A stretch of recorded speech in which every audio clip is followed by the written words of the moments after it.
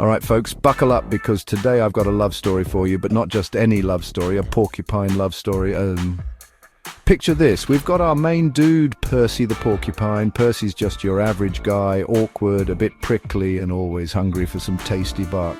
One day, Percy's out foraging in the forest, minding his own business, when bam! He locks eyes with Penelope.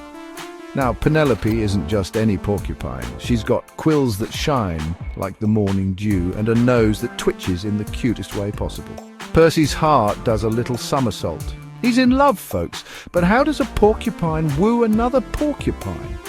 Percy decides he's going to impress Penelope with his bark-chewing skills. So he picks the biggest, juiciest piece of bark he can find and starts gnawing away like a wood chipper on overdrive. But plot twist, Penelope's not impressed by bark chewing. She's more into, personality and stuff. Now, Percy's best friend, Pete, another porcupine with some serious street smarts, gives him some sage advice. He says, "Percy, my man, you've got to be yourself. Show her what makes you unique." So, Percy thinks, what makes me unique? And then it hits him, his quills. He decides to show Penelope his quill-flicking trick. It's a bit like jazz hands, but with a lot more potential for injury.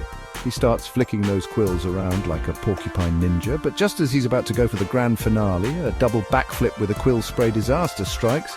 Percy trips over his own feet and lands in a heap, quills flying everywhere. Penelope rushes over, worried, but instead of laughing at him, she helps him up and says, "You okay, Percy?" And in that moment, Percy realizes something important. Penelope likes him for who he is, not for his bark-chewing or quill-flicking skills. So they sit together under the stars, sharing a piece of bark and talking about life, the forest, and everything in between. And that, my friends, is how Percy the porcupine found love. By being himself, even if that self is a bit clumsy and covered in quills. Remember, the best relationships aren't about trying to impress someone. They're about finding someone who loves you, quirks and all. That's all for today. If you enjoyed this porcupine love story, smash that like button and subscribe for more funny tales from the wild. Until next time, stay prickly.